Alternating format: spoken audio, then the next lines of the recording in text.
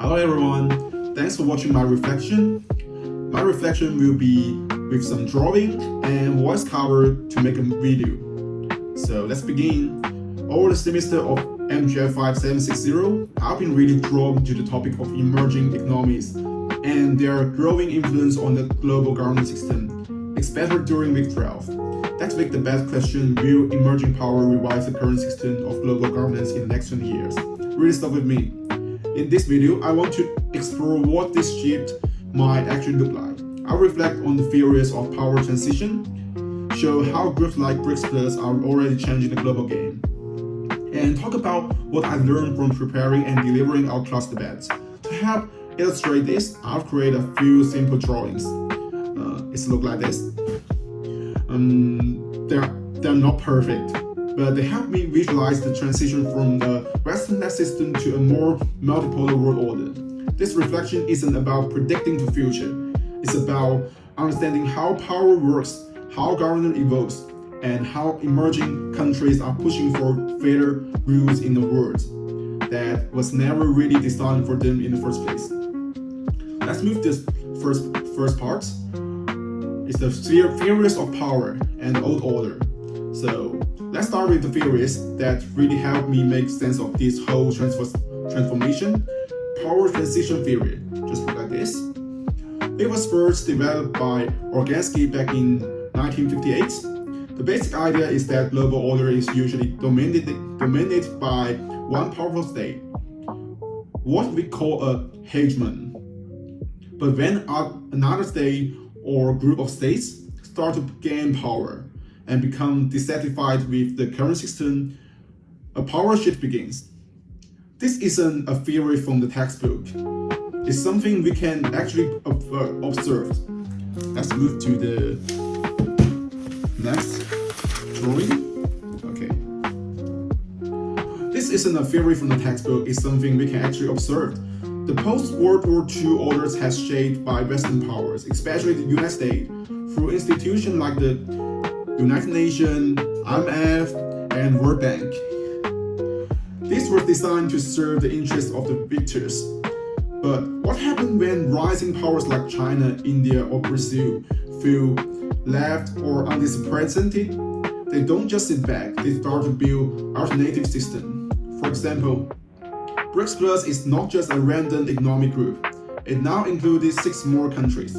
And with initiatives like the BRICS New Development Bank and AIIB, they are forming pursue financial system to balance world Western-led ones. At the same time, the United States withdrawing from the global commitment under Trump, like the Paris Agreement or WHO. Those behaviors have weakened its leadership role. That's opened up space for emerging power to step in. Power transition doesn't always mean conflict, but it always means change. And right now, that change feels real and ongoing. Okay, let's move to the next part. It's about challenge and action in emerging economies, and what I've learned in class. So the theories of power transition is one thing, but seeing how it plays out in practice is even more fascinating. During our Week 12 debates, I took the affirmative side of the motion. In the next 20 years, emerging powers will revise the current system of global governance. Preparing for this debate was a turning point for me. It made me realize just how strategy and international the efforts of emerging powers has become. One of the strongest examples is BRICS Plus not only have expanded, bringing in Iran, Egypt, Ethiopia, and UAE and Saudi Arabia, but they've also launched institutions like the BRICS New Development Banks and promoted reforms in the IMF and United Nations. That's showing another drawing.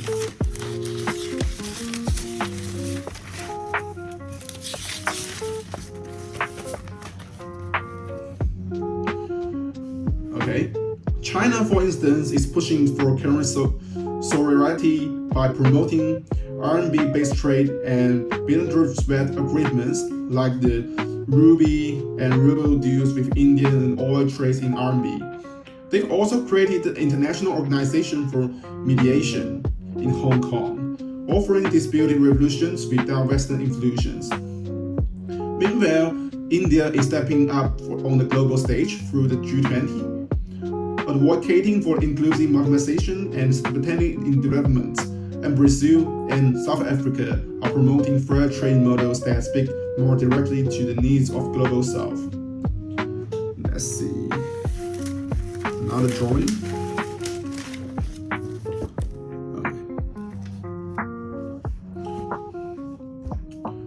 What I learned from the debate is that emerging powers aren't just resisting the current system, they are actively reshaping it from outside.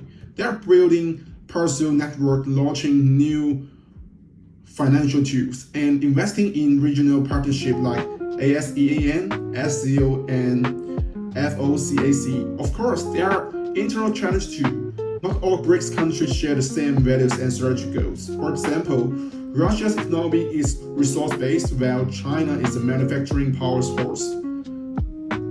But despite this difference, they are finding common ground. I came away from the debate realizing that the change we are seeing is not chaotic, it's calculated.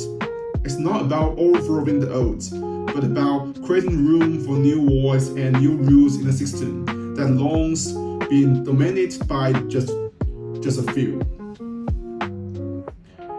Let's move to the next part, and that's my reflection and future outlook. So, after going through the readings, lectures, and especially the big crowd debates, I've come to realize that global governance isn't something fixed. It's evolving and contending, and not always is in visible or dramatic ways. What surprised me most was how calculated the actions of emerging economies are. They are not just making noise, they are offering attractivity. Whether that's through BRICS Plus, IOMED, and original FTAs, they are finding new ways to be heard in the system, where they've often been sidelined. This process has also made me reflect on how power works. It's not always about dominance. It can also be about shaping the rules, shifting allies, and creating space for different voices. That's what I think BRICS Plus is doing. It's not a revolution, it's a rebalancing.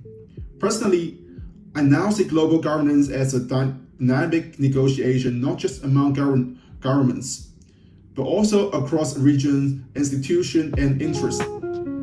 It's no longer West vs West. It's a multipolar negotiation, and we are living through that transition right now, and that's made me hopeful. Because if power can shift, it also means system can change, and maybe one day they will become more just, more inclusive, and more responsive to the needs of people everywhere, not just those at the top. So in the end, that's my reflection. I've learned that power isn't just about control. It's also about who gets to shape the system. And right now, emerging powers are stepping up and doing just now. Thank you for watching, and thanks to everyone in the class who challenged, debated, and helped me think differently about the world we live in. Thank you.